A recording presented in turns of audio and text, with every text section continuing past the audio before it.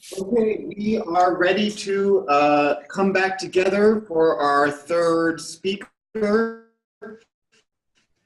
Please join me in welcoming Michael Slote, UST professor in Miami on empathy. Thank you. Thank you all. Thank you, Christopher. Well, I'm not going to talk about the usual subjects that empathy is thought to be involved with, namely our knowledge of other people and the role that empathy might play in compassion and other aspects of the moral life. I'd like to talk about some roles that empathy can play in human knowledge, in human communication, and in helping us understand the history of philosophy. So these will be a lot of new roles for empathy to play. But I think actually we should expand our thinking about empathy. It has more uses, it has more applications than our recent literature has dealt with. And I think I'd like to suggest some of those new uses. Okay, so we are accustomed to hearing that empathy helps us know the minds of others, that we, in a way that doesn't involve inference, that we just feel their pain and we somehow know that pain via a more immediate kind of knowledge than by inferring, by a deliberate argument that they must be in pain. That much is generally agreed or widely agreed among people who discuss empathy. What hasn't been seen is that empathy also plays a role in our knowing or knowledge about the world beyond the other minds that we empathize with. Let me give you an example. Let's say my parents are afraid of bears. They may not say that they're afraid of bears, okay? But when there's a talk about bears and in our little cabin or wherever we are, you can feel their fear reactions. So what I want to say is, yes, the child, if he's old enough, can pick up on that fear, empathically feel their fear of bears. But through that picking up, can also come to realize that bears are dangerous. So empathy allows us to know not just other minds, but what those other minds might know or have reason to believe about the world. This is not a subject that has been much, in fact, it really hasn't been discussed in the literature of empathy, but I think it expands the role of empathy so that empathy helps us know about the world and not just about people. It helps us know about the world that the people themselves know about. Now you might say, well, wait a second. This is, you're knowing this indirectly. You're not knowing this directly. And why say that you really have knowledge here? But in other cases of knowledge, there is a kind of piggyback phenomenon. For example, if I know directly, as we might say, without an argument, that I went to school yesterday, okay, in my car, okay, that memory, okay, partly depends on my perceptual memories of having been in that car, okay? You won't have the memory of being in the car unless you were perceiving the car and the things around it. So in that case, the memory puts you in touch with the facts of the past through your direct perception that occurred in the past. I want to say something similar happens when you learn about the bears. Through your parents' fear, you learn about the bears. It's not via any kind of inference. It's not via an argument. It's a kind of more direct thing. It is secondary, but so too is memory, secondary to perception. We remember what we perceived. So in general, I want to argue, and I can't give the full argument here, that empathy is a kind of way of knowing the world and people that is just as direct as perception and memory. Now, some people say perception isn't direct. They say, oh, we infer from our sense experiences that there's a table out there. But that's not a very popular view anymore. Mostly people think, look, we have the experience of the table, but we don't make an inference to the table. We see that there's a table. We see the table. I want to say that empathy can give us direct knowledge also, so that we have memory, we have empathy, and we have perception, all as forms of direct knowledge. Now, let me go on here. I think empathy also plays a role in human speech acts. This is, again, something that hasn't been discussed. When you look at speech act theory, and some of you will not know about that, in speech act theory, they talk about how a speaker and a hearer interact and how the hearer learns things from the speaker. For example, if the speaker says that something is the case, then the speaker intends for the hearer to recognize that the speaker wanted the hearer to believe something. And then the hearer is free to make an inference that, oh, this is a reliable speaker. He wants me to believe this. He's honest. He's perceptually adept. So I should believe it. And similarly with questions, the talk is about how if I ask a question, a sincere question, not just a rhetorical or examination question, I make it clear to the hearer that I want an answer. And they're supposed to recognize my desire for an answer and on that basis give me an answer. None of this brings in empathy. But I think, in fact, that empathy plays a crucial role in both asking of questions and in the speech act of assertion. Let's start with the questions. See, one point that hasn't been considered in the literature of speech acts concerning the asking of questions is the fact that when you ask a question, you're asking for help. And that is a moral dimension of the asking of questions, which simply was left out of account by speech act theory up to now. So when I ask a question, I am asking the hearer to give me something. I'm asking them to help me, okay? Now, in general, people are more willing to help if they empathize with your need for help, with your desire for help, okay? So some of the conditions under which questions are asked can be explained in terms of this moral dimension, the empathic dimension of asking questions. For example, you don't want to yell your question to the hearer. You don't want to make it into a demand, because if you demand help, it's going to be less likely to be forthcoming. They will resent. What right do you have to demand my help? So what does the questioner typically do? They soften their voice, they soften their face, and they know that they're more likely to get an answer if, with regard to an important question, they show signs of their need. Okay, so all of this is appealing to the empathic sense and the empathic compassion or helpfulness of the hearer. So I think that the success conditions of asking questions have contours with the conditions of empathy. And that's a reason to bring empathy into our discussion of the speech act of hearing, the speech act of questioning. Now, with assertion, I think the case is rather similar. It's assumed by the people who do speech act theory that when you make an assertion, you believe something and you want the person to share your belief. That's not really accurate to what's involved in assertion. As many people in the literature now realize, when you make an assertion sincerely, you represent yourself not as just believing something, but as knowing it and being sure and confident about it, okay? So that aspect of assertion has relevance to the hearer, because a hearer will feel that confidence empathically. And that's part of how the speech act of assertion works.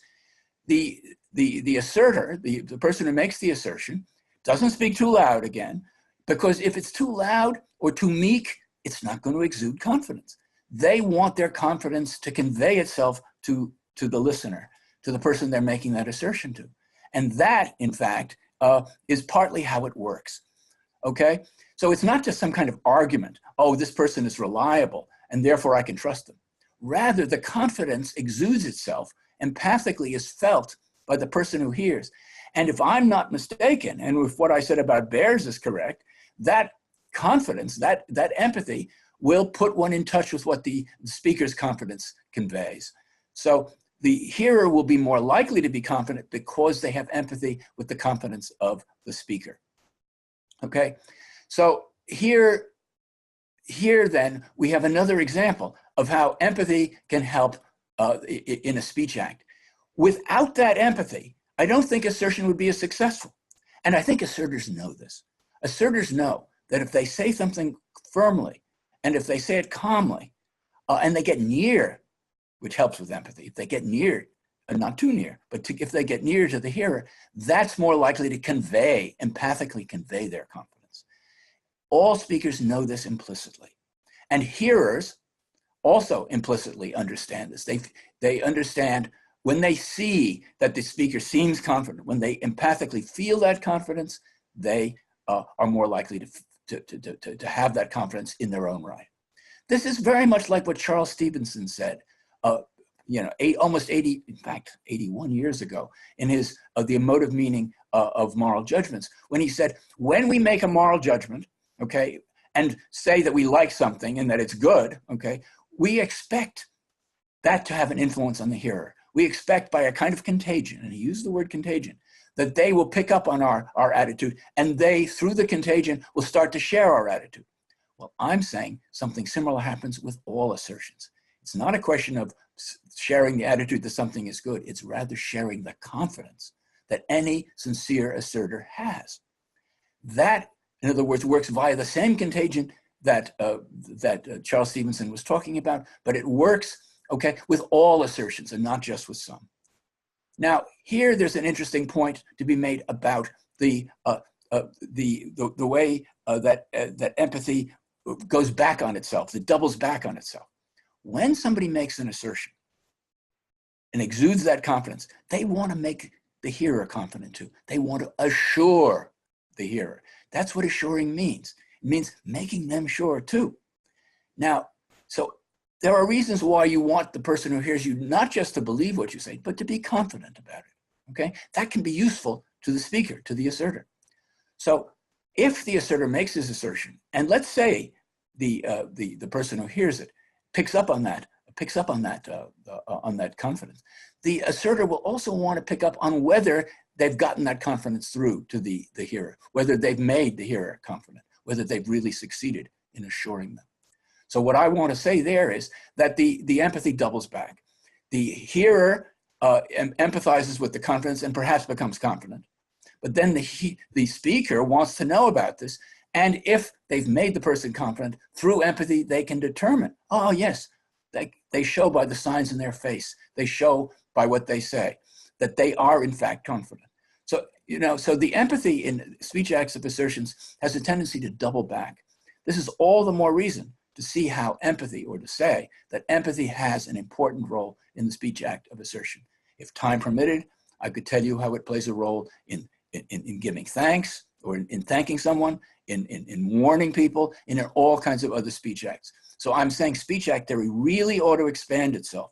It really ought to expand itself to take in the empathic means by which speech acts become successful. They're many and varied, and they go to the heart of the matter. And I think the literature needs to expand in that direction. Okay, now finally, I want to talk about how empathy can help us better understand the history of philosophy. Okay, and here I want to talk about empathy as I've been describing it, and in terms of the cognitive role that I've been laying out as part of the empathic process. In the 18th century, Francis Hutcheson argued that there's a moral sense, that we have a sense analogous to, or parallel to, our five senses, but it's a moral sense by which we know whether somebody is bad or good, or their attitude is morally bad or morally good. Well, no one has subsequently taken that seriously. A moral sense? Come on now. Even Hume, who sometimes uses the phrase moral sense, doesn't literally believe that there is a moral sense. But I think, ironically, that what Hume says about empathy can help us see that there really is such a thing as the moral sense. Now, in other work that I can't really review here, I have argued, okay, that moral goodness consists in being empathically caring. That even the moral goodness of keeping to one's deontological obligations can be unpacked and understood in terms of empathic caring. Let's say I'm right about that. If I'm right about that, if moral goodness consists in being empathically caring, then, okay, how do we know that somebody's empathically caring? Well, I think we know it by a kind of empathy. We can feel their caringness. We can feel their caringness, okay? Now here I'm indebted to Nancy Snow, because she at one point said, well, if you can feel their empathic caringness, you're registering it. Isn't that a kind of perception of their empathic caringness? And I said, oh, yes, it is. But if it is, then it's a kind of vindication of Hutcheson's idea of a moral sense, because it's through empathy that we register or perceive, that's a moral sense, how we perceive the moral goodness, the empathic caringness of the other person. Now, one of the big objections to this idea of a moral sense was, but there's no organ for it. There's no organ for it. We have a sense of sight based in the eyes, and taste in the tongue, etc., or the nose. But where is the organ? Well, recent studies of mirror neurons suggest that maybe mirror neurons constitute the physical underlying mechanism of empathy. If that's right, let me just say for those who don't know, they've heard the phrase mirror neurons, they don't know exactly what it means. Let me roughly say, mirror neurons means that when you make a movement of a certain kind, the neurons in your brain operate in a certain way. But if someone sees you move your hand or your arm or whatever that way, the neurons in their brain will mimic or do something parallel to what is being done in the brain of the person who actually moves. That's a sense of mirroring. The observer's brain mirrors what the agent's brain is doing. So this is mirror neurons. This has to be worked out. Mirror neurons are an idea in their infancy. But if they can be worked out, then there may be, in fact, a physical basis for empathy, and we can really say that empathy is the moral sense. It's the way we know most directly that someone is morally good.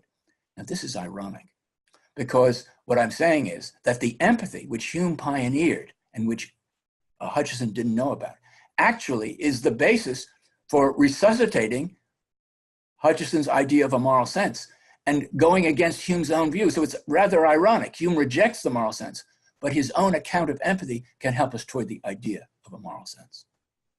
Second, another element in the history of philosophy, Thomas Reid's idea of the authority of testimony. Now, Reid thought that unlike a lot of the speech act theorists, we don't go through some kind of argument. Oh, he's telling me this, he's usually reliable, his senses are operating well, he's an honest person, so therefore I can believe, and it's plausible to believe what he says. What Reid said is no, automatically, we have reason to believe what someone testifies to or asserts to us. Now, he based that on the goodness of God. He said that God puts into us a kind of veracity, a tendency to speak the truth, and a kind of credulity, if you can put it that way, to tend to believe what we hear, okay? Well, we don't have to bring in God to find some validity in the idea of the authority of testimony, because there's a certain authority in empathy, okay? De facto, okay, if somebody asserts something and testifies in an assertive way to it, we're going to take that in and tend to believe it, okay? So de facto, through the de facto power of empathy, that testimony will have a certain de facto power to make us believe. And de jure, if I'm right that empathy is a justifying basis for beliefs alongside perception and memory, then de jure, the empathy we have with that asserter or testifier, that empathy is going to give us reason to believe. So it's going to be independent of any direct argument. It's going to depend on the justificatory force of empathy itself. And so here too, I think we might be able to revive a notion which has been pretty much dismissed, this idea that there is an inherent authority in testimony. People rejected that idea. I think even Hume, with his ideas about miracles, tended to reject the idea that there's any inherent authority in testimony. But again, ironically, if this is correct, then it's Hume's own ideas about empathy that help revive the notion of the authority of testimony that Hume was so apparently skeptical about. So again, I think empathy can do a lot of work for us. It can help us understand human knowledge better. It can help us understand human communication better. And it can give a kind of new life to certain ideas in the history of philosophy, which have been neglected, but which really deserve a second hearing. And all of this goes on outside the field of ethics, which is the primary home these days of our thinking about empathy. So thank you.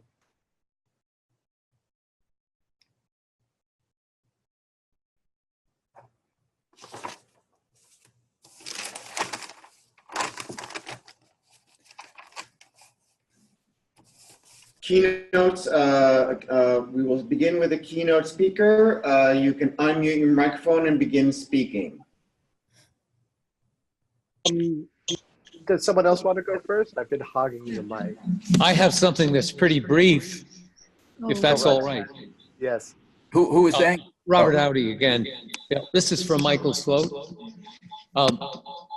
I'm very glad that you brought up the role of empathy in giving us knowledge. I would only suggest that there's a way in which perception is direct that empathy isn't. Perception works without another source of information, but empathy requires perception as a source.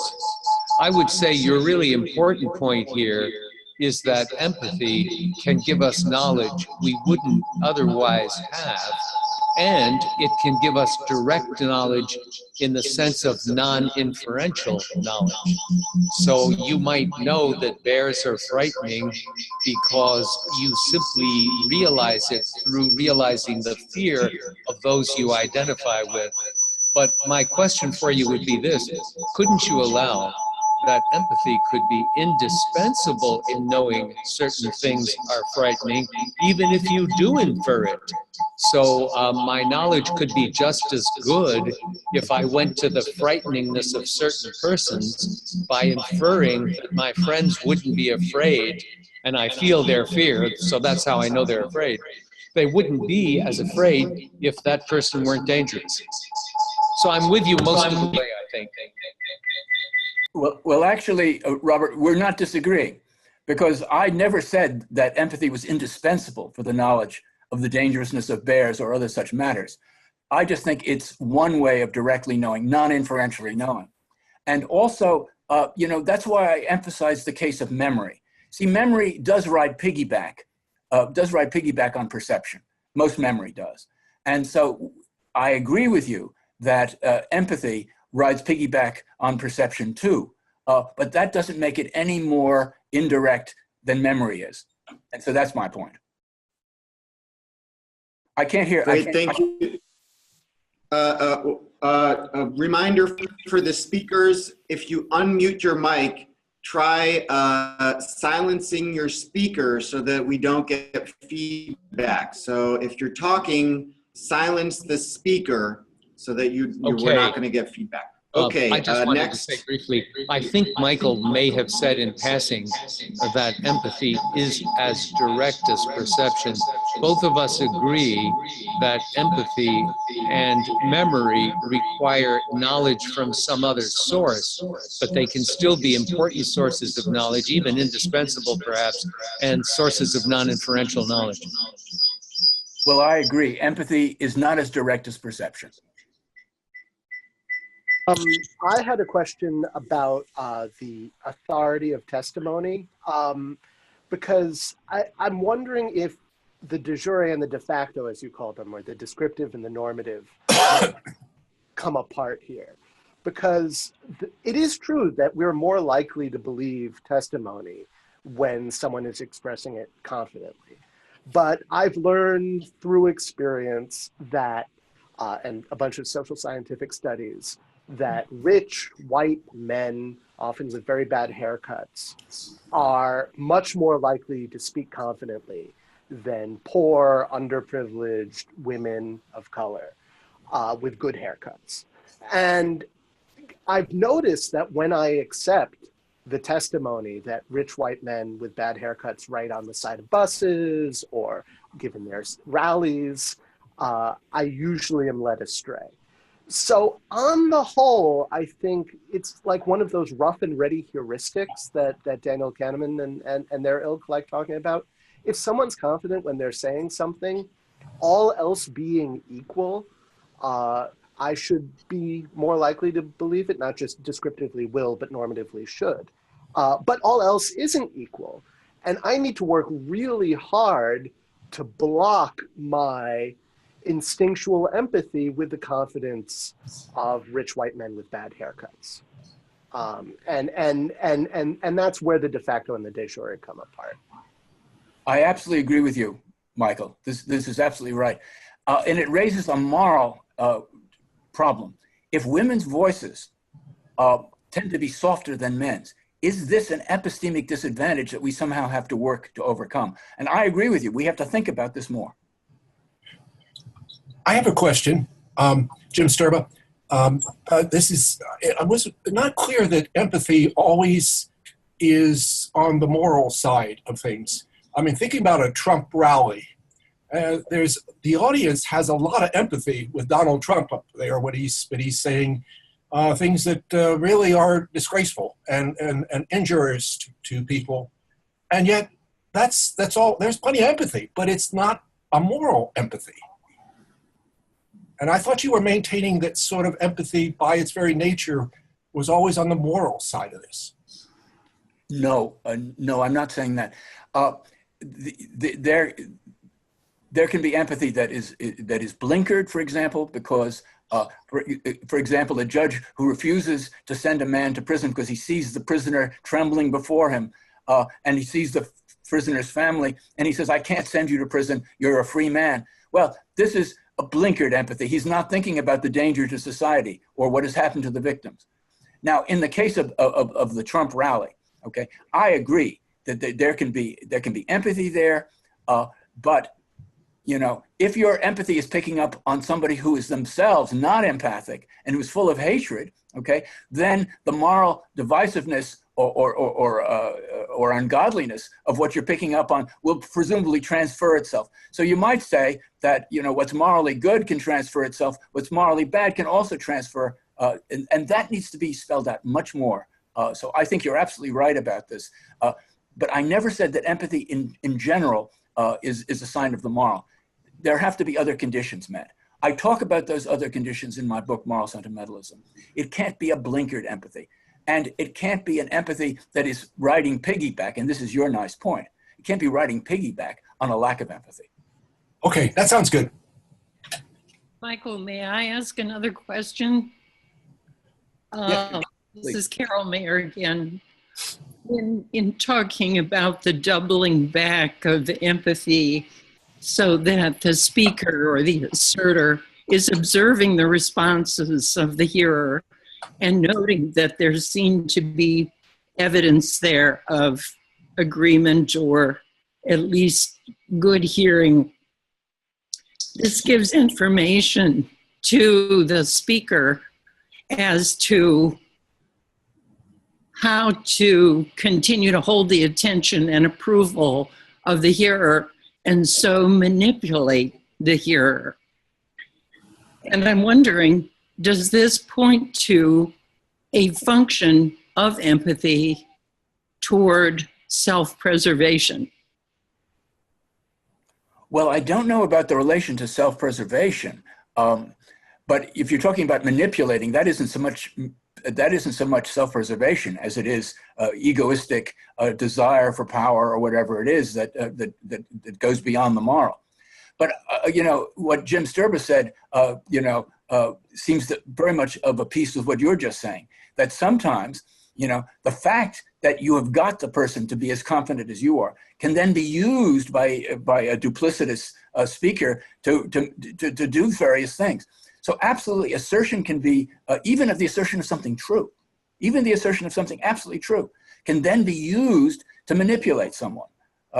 And I mean, perfect example of this, I think we would find in the play Othello by Shakespeare, where Iago tells Othello various true things about a handkerchief that's missing and stuff like that, and then uses that to manipulate the person and to get them to do some terrible, terrible things. So absolutely, it's of a piece with what Jim Sturba was saying. Michael, may I ask a question also? Yeah, sure. Fascinating and groundbreaking work in speech act theory. And so here's what occurs to me. I'm wondering about the extent to which the values of a certain culture impact the communication of that culture. And so here's an example. In Korean culture, and I am indebted to my dissertation student, Seth Robertson, for this, nunchi is a very important virtue. And nunchi is something like social intelligence, as I understand it. But nunchi involves a commitment to maintaining interpersonal harmony. And so that's a very strong value in Korean culture that seems to be not as salient in United States culture in English, in the English-speaking discourse here in our country. So here we have values like freedom of speech, freedom of expression, candor, that sort of thing, that might not be as salient in the Korean context. So I guess those are some examples of how different values might impact the role that empathy can play in the communications of people in different cultures. This sounds absolutely right. I was talking about how empathy can play a role in speech acts, but obviously empathy is sensitive to cultural distinctions. So in a way, what I'm saying is what I have said could lead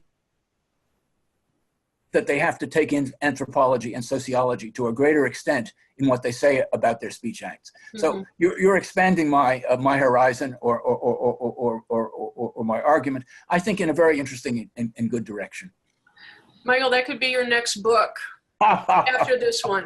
Maybe our joint book. I would like to also sort of chime in and a wonderful talk that really, I think, points to the power of empathy beyond the sort of moral domain, the typical parameters. But one of the things that I wanted to bring in that I think relates to a couple of the previous talks as well as to this talk is that in terms of empathy and its potential for negative consequences as well as positive consequences. And I think there's some really good examples that have been brought up, but one of the things that we've been doing in our research and looking at is trying to reconcile how certain groups, like, for example, gang members and so forth, can engage in very pro-social altruistic activities, and they're quite empathic with their in-group members. But of course, out-group members don't get the same sort of treatment. And I recall a while back, this is an example I was giving class, where I came across somebody interviewing two moms, and their two little kids were playing in the background on the rug in the living room. And the interviewer was asking the moms that, you know, whether they teach their kids to be empathic, to be respectful, considerate of, and they were saying absolutely yes. And, you know, the Bible teaches us to be, you know, kind towards others and all that. And in the end, I find out that the moms were members of the KKK. So, I mean, to me, this is a sort of, I think it relates a little bit back to Carol's question earlier also about how empathy can result in, you know, heinous, injurious consequences for certain members. I mean, there is a bit of a dimension or an element of who is worthy of my empathy, who is worthy of my compassion, who is worthy of my prosociality. And that obviously involves a little bit of what Nancy Snow, I think, was talking about in terms of some of these sort of cognitive processes and rationalizations and reasoning sorts of things that come into play that may result from, you know, cultural norms that we're exposed to or that we're socialized, values that we're socialized towards that become at some point, I think, integrated with our empathic capacity. So anyway, I just wanted to throw that in. Well, I find nothing to disagree with in what you said. Let me just slightly amplify. I think that there are all these cases of limited or blinkered empathy, like with members of the mafia or the Ku Klux Klan. Okay, they like the family or their own Christian white brethren or sistren, but they don't like anyone else. So for me, the moral criterion isn't empathy, but it's unblinkered, okay, unblinkered empathy. Okay, now take the audience in the Trump rally, okay? They may have empathy for Trump, but what about the people he doesn't have empathy for? Isn't the lack of empathy being transmitted to the followers? And isn't this a case of blinkered rather than unblinkered empathy? So in my book, Moral Sentimentalism, I talk not about empathy as such, but about the larger kind of empathy that I've just been talking about. I found that Venn diagrams are extremely helpful in trying to understand the capacity for empathy, so that if my circle of experience overlaps your circle of experience here, and there are other spheres of experience in which each of us partake and participate, those are areas where my understanding of your experience will be deepest. Yes, sure. For what it's worth. Sure, no, absolutely. I'd like to jump in to ask a question.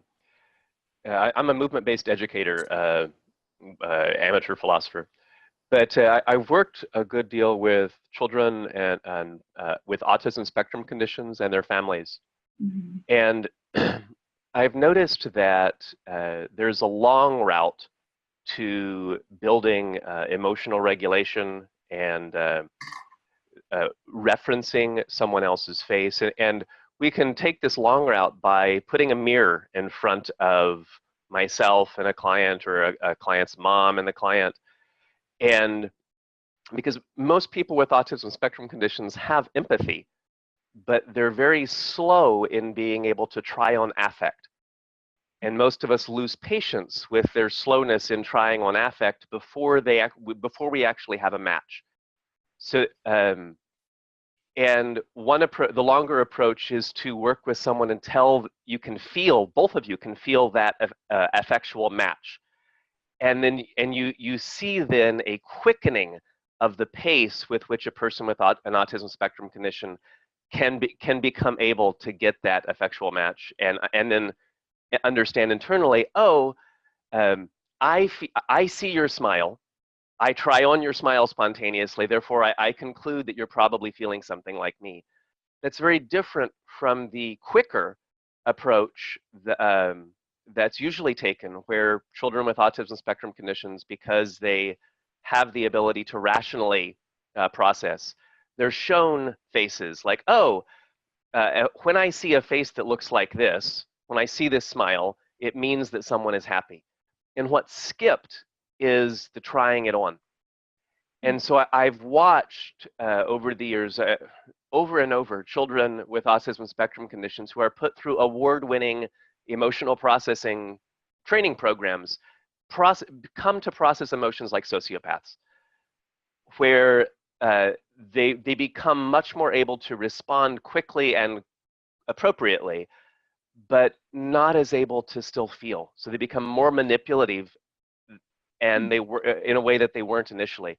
So in working with families through that long approach, I often use a two-part maxim, the first part borrowing from the work of René Girard, but that we tend to copy the values of those we like, and we tend to shun and look for replacement values of those we distrust. And with that sort of two-part maxim as a backdrop, I want to ask a question with regard to what you see as the value of epistemic humility in establishing empathy, and in getting the empathy to happen. Because one of the first steps I have to often take with parents is actually trying on a willingness to be wrong in your judgment. And until someone can get to the, oh, I'm willing to be wrong in my judgment, it's much more challenging for a child with autism to reference that person's face as a potential authority. But when someone can try on the willingness to be wrong, the referencing happens much more spontaneously. So I was curious if your work with establishing empathy touches on the virtue of epistemic humility, and if so, how? It does in a major way, and I don't have time to talk about all of what I want to say about epistemic humility. No, it's very important. But let me just say this: you tended in your comment to separate epistemic humility from empathy, and say that the epistemic humility allows for empathy. I would think that they're really one and the same phenomenon. Epistemic humility is empathy with the point of view of others, a willingness and ability to see things from their point of view. So it seems to me it's one phenomenon here, and it's a very valuable and important phenomenon. Let me just say, in terms of my present interests, that, you know, Aristotle doesn't make any room for epistemic humility on the part of his virtuous individual. That individual knows that he's virtuous, and he knows that others are wrong when they disagree with him. The Confucian tradition is very different. Confucius says, and he's supposedly the wisest of them all, he says, where three men are together, excuse the expression men, when three men are together, I can learn from one of them. So the Confucian tradition builds in an epistemic humility that Aristotle didn't have in regard to the ethics of the virtuous person. So I absolutely agree with you, all of this, and a lot more can be said, but there's no time to say it. Thank you.